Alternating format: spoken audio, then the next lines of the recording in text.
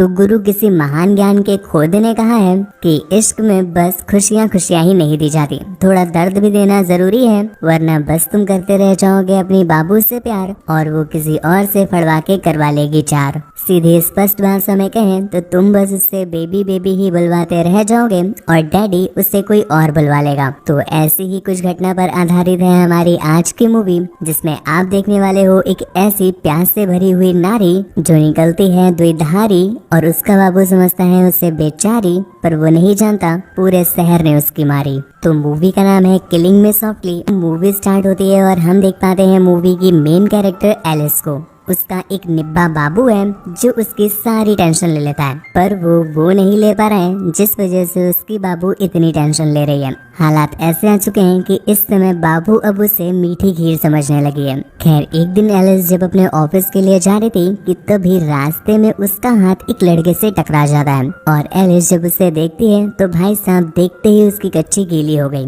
लेकिन किसी तरह से वो ऑफिस तो चली आई, पर अंदर की खुजली यहाँ पर उसे जीने नहीं दे रही थी और अब तो उसे उसकी वाटर सप्लाई चाहिए ही थी, जिस वजह से वो अपने ऑफिस को छोड़ करके वापस उसे ढूंढने के लिए वहीं पहुंच जाती है। और शायद आज तो पेलम देव भी उससे बहुत खुश है, इस वजह से वो बंदा उसे वहाँ पर मिल भी जाता है। कुछ लोग विदेशी पॉलिसी के फैन इसीलिए हो गए हैं क्योंकि यहाँ की पॉलिसी में लिखा हुआ है कि नाम काम काज धंधा पूछने की कोई जरूरत नहीं है, सीधा कोपचे में लाओ, वहीं पर पलटाओ, वहीं पर बजाओ और फिर कुत्तों की तरह पीछे से ही निकल जाओ। ठीक ऐसा ही कार्यक्रम इनके साथ भी होता है। वो उसे एक सस्ते ओयो में ले जाता है, वहीं पर पलटा उल्टा करके उसे बहन की पकौड़ी बनाता है और फिर पीछे से ही निकल जाता है। एलिस ने अपने खेतों में आज इतनी तगड़ी मजदूरी करवा ली है कि वो ठीक से चल भी नहीं पा रही है, लेकिन अभी भी उसका कुआं प्यासा ही है। इस वजह से वो घर जा करके अपने बाबू के साथ एक बार फिर से टिक टिक घोड़ी खेलती है, पर उसके बाबू टिक टिक घोड़ी के लिए नहीं बने क्योंकि एलिस उसके देसी तमंचे से AK-47 वाला काम निकाल रही थी और ठीक होता भी वही है, कालीन भैया का तमंचा है ना, तो वो चलते ही फट जाता है। तो इस वजह से एलिस जिन ऊंचाइयों में पहुंचने के लिए उसकी लंबाइयों का सहारा ले रही थी, वो लंबाई तो तुरंत ही फुस हो जाती है और एलिस धड़ाम से नीचे आ गिरी। अब एलिस को अपने खेतों की जुताई तो करवानी ही है, इस वजह से अगले दिन वो एक बार फिर से उसी बंदे को उसी जगह पर ढूंढने के लिए चली जाती है, लेकिन आज वो उससे नहीं मिलता। काफी देर तक ढूंढने के बाद उसे एक बुक में उसकी फोटो मिलती है और यहाँ पर हमें पता चलता है कि वो एक माउंटेन क्लाइंबर है और शायद ये एक्सपीरियंस उसको पहाड़ों पर चढ़ते चढ़ते ही आया था, तभी वो उसके पहाड़ों पर बहुत तगड़े से चढ़ा था। एलिस भी उसकी चढ़ाई से बहुत खुश है, मतलब पहाड़ों वाली चढ़ाई से बहुत खुश है। इस वजह से वो उसी बुक से उसका एड्रेस निकालती है और सीधा उसके घर में पहुंच जाती है। अब यहाँ पर इनके 1000 रुपए भी बच गए क्योंकि ओयो में पैसे देने की जरूरत नहीं है, घर में ही है। तो वो वहीं पर किचन से सरसों का तेल निकाल करके एलिस को चटका देता है। जब अच्छे से रगड़ने के बाद चारों तरफ धुआं धुआं हो गया तो ये लोग थोड़ी देर का रेस्ट लेते हैं और अब जाकर के एलिस को ध्यान में आ रहा है कि चलो नाम भी पूछ लेते हैं, जिस पर उसने अपना नाम एडम बताया और वो बताता है कि उसने अब माउंटेन क्लाइंबिंग बंद कर दी है क्योंकि एक बार जब वो माउंटेन क्लाइंबिंग कर रहा था कि तभी कुछ लोग नीचे गिरने वाले थे। हालांकि उसने 6 लोगों को तो बचा लिया था, पर बाकी के लोग नीचे गिर जाते हैं। अनफॉर्चुनेटली उसमें से उसकी एक गर्लफ्रेंड भी थी जिसके पहाड़ों पर भी एडम चढ़ा करता था।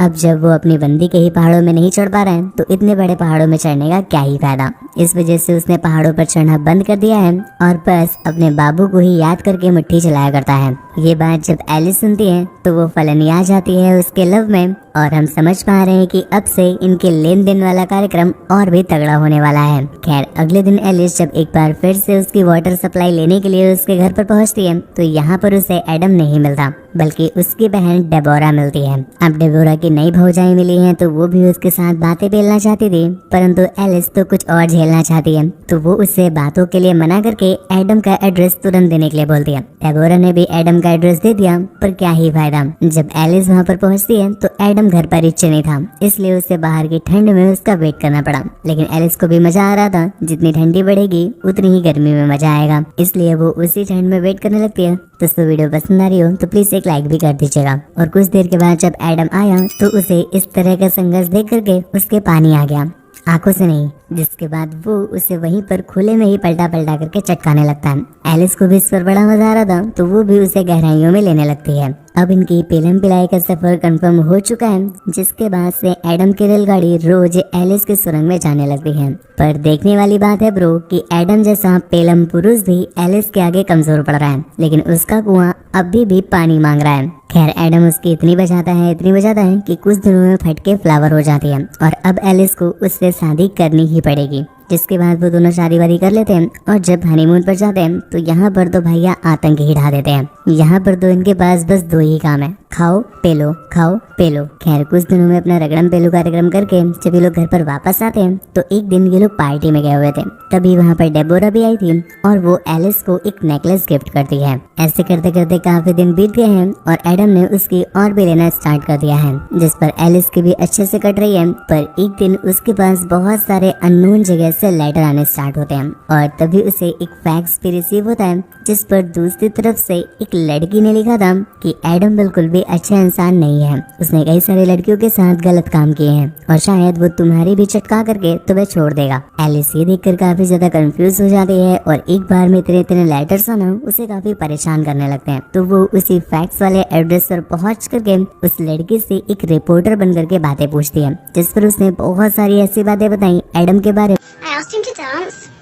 में जो एलिस को कभी पता ही नहीं थी। ये बातें सुन करके एलिस काफी ज्यादा कंफ्यूज हो जाती है और उसे अब लग रहा है कि उसने 4-5 बार तो ऐसे ही पिलवा लिया था बिना नाम जाने और उसी बंदे से शादी तक कर लिया, परंतु अभी तक घंटा उसका पूरा नाम तक नहीं जानती। इनकी ये पॉलिसी बहुत सही है गुरु, मतलब अपने यहाँ शादी तब होती है जब घर मिलते हैं, पर इनके यहाँ शादी तब होती है जब पलंग हिलते हैं और इसी वजह से शायद अब एलिस के फड़वे लग रहे हैं। खैर वहाँ से तो वो चली जाती है, पर उसी दिन से अब उसकी फटने लगी है। एक दिन जब वो एडम की चीजों की तलाशी ले रही थी कि तभी उसे उसकी एक्स गर्लफ्रेंड के बहुत सारे लेटर्स मिलते हैं, जिन्हें देख करके ऐसा लग रहा था कि शायद उसकी एक्स काफी ज्यादा परेशान है और इसीलिए वो एडम से ये सब कुछ खत्म करने के लिए बोल रही है। एक दिन एलिस को एक लेटर मिलता है जिसके अंदर कुछ कपड़े वगैरह थे और उस लेटर में लिखे गए इंस्ट्रक्शंस को फॉलो करने पर उसे पता चला कि जो उसकी एक्स वाली बाबू है वो बहुत दिनों से गायब है और किसी को मिली नहीं। एलिस की जीभे पर अब इतना बड़ा डंडा आकर के अटक गया है कि उसके आगे एडम का डंडा भी कमजोर लग रहा है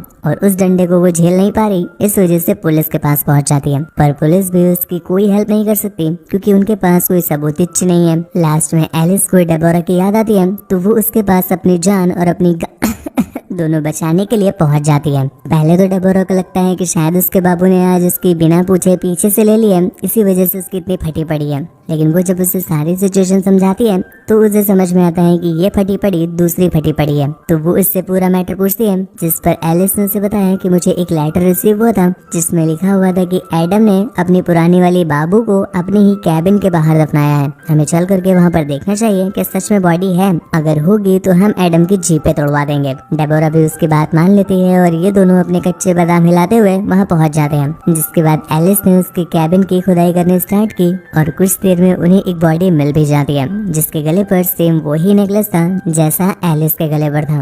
ये देख करके एलिस को थोड़ा सा शक होता है, पर डेबोरा उससे क्लियर कर देती है कि हाँ उसने ही इसकी पुरानी बाबू को चटकाया था, क्योंकि जब उसकी पुरानी बाबू आ गई थी तो एडम ने उसको चटकाना बंद कर दिया था। मतलब यहाँ पर पूरी मूवी का प्लॉट समझ में आता है कि उसकी बहन डेबोरा ने ही एडम को बहन स्टोक बनाया था और वो चाहती थी कि उसका भाई हमेशा बहन स्टोक बन के रहे और किसी और का स्टोक ना बने। यहाँ पर वो एलिस की भी पलटा के लेने वाली थी कि इतने में ही एडम वहाँ पर आ गया जो कि उससे बचा लेता है। पर अब डेबोरा की एडम पर ही फायर हो गई है। एक तो ना वो उसे अपनी वाटर सप्लाई दे रहा है, ऊपर से उसे ही मार रहा है, जिस पर वो अब एडम के ही फड़वे लगाने वाली थी, पर पीछे से एलिस उसे शूट कर देती है, जिस वजह से डेबोरा का डब्बा तो वहीं बंद हो गया। पर एडम एलिस से बहुत नाराज है। अगर उसे एडम को लेकर के कोई कंफ्यूजन थी या उसे कुछ शक हो रहा था तो एडम से पूछना चाहिए था। मतलब वो उससे प्यार करती ही नहीं थी, वो तो बस उसके लंदन में घूमना चाहती थी, इसी वजह से वो उसके साथ थी। अगर प्यार होता तो वो इस तरह से शक ना करती, या शक करती तो उससे पूछ लेती, और उसके शक करने की वजह से ही आज डेबोरा के फड़वे लग गए और सब कुछ खत्म हो गया। लेकिन एडम एलिस से प्यार करता है, इस वजह से वो इस खून का इल्जाम खुद पे ले लेता है और पुलिस उसे अंदर कर लेती है। फिर अंदर ले जा करके उसके अंदर क्या क्या करेगी ये हमें नहीं पता। खैर मूवी के एंडिंग में हम एलिस और एडम को देख पाते हैं जो एयरपोर्ट से कहीं जा रहे थे। एलिस ऊपर से नीचे आ रही है और एडम नीचे से ऊपर जा रहा है। ऊंचाई और निचाई वाला कार्यक्रम नहीं हो रहा है, लिफ्ट में है दोनों। हालांकि एडम एलिस से अभी भी प्यार करता है, इस वजह से वो घुमा करके उसे अपने लंदन के दर्शन कराता है, लेकिन एलिस ने शायद अब कोई और तगड़ी वाली वाटर सप्लाई ढूंढ ली है, इस वजह से वो उसकी ही वाटर सप्लाई लेने के लिए जा रही है और वो उसे पलट कर तक नहीं देखती। जिसके साथ ही ये मूवी यहीं पर एंड हो जाए। आशा है आपको मेरी एक्सप्लेनेशन पसंद आई। यदि हाँ तो प्लीज वीडियो को लाइक करना और चैनल को सब्सक्राइब करके सपोर्ट करना ना भूलें। मिलते हैं अगले एक्सप्लेनेशन वीडियो में, तब तक के लिए धन्यवाद दोस्तों।